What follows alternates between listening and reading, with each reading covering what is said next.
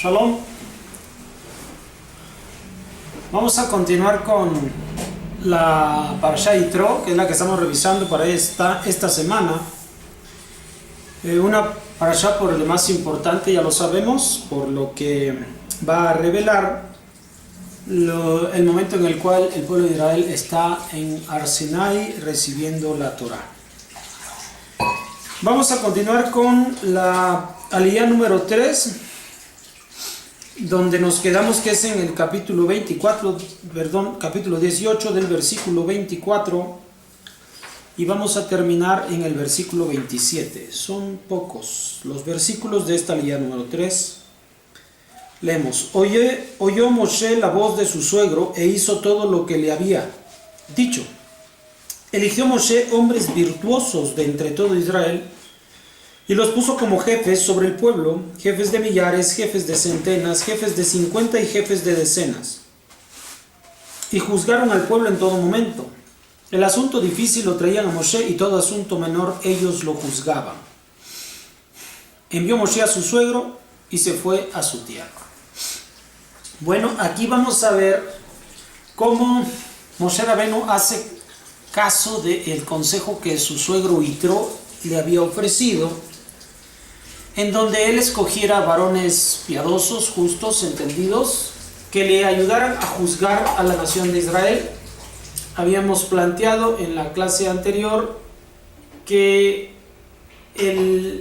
algo que también implica hacer el juicio es enseñar justicia, es decir, las leyes a la población. No se trata nada más de ejercer el cargo de juez para aplicar justicia, sino de enseñar justicia. No solo de impartirla, sino de evitar que los habitantes del pueblo de Israel infrinjan alguna ley, así que para eso deberá de educarlos. Por esta razón, solamente aquellos que han podido educar al pueblo en justicia son los que pueden aplicar justicia. Quien no ha educado al pueblo en justicia no puede aplicar justicia. El consejo se basaba en poder poner distintos tipos de líderes de 1000, líderes de 100, líderes de 50 y líderes de decenas. Obviamente, si mayor cantidad de personas está bajo su cuidado, entonces su educación y su preparación será más alta.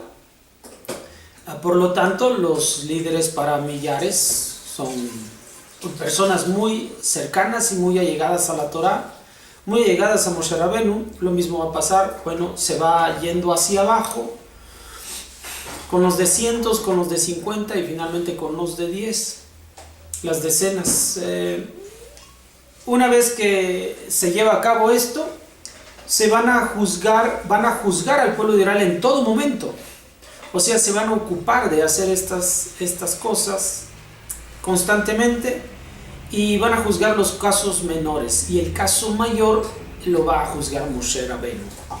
Este es el trabajo que va a ayudar a dirigir al pueblo de Israel, que va a evitar que se minen las fuerzas del pueblo de Israel esperando juicio y justicia.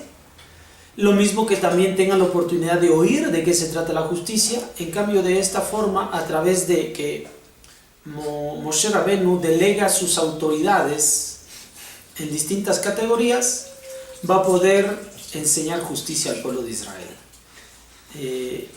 ¿Qué aprendemos? Obviamente que haciendo un equipo de trabajo, delegando las autoridades y a cada uno de ellos dejándoles bien delimitadas sus obligaciones, qué es lo que deben de dirigir, hasta dónde son sus alcances en la autoridad, entonces en verdad se podrá trabajar para el beneficio y el servicio del pueblo, y al mismo tiempo resguardar la salud y vida del mayor líder, en este caso Moshe Rabenu.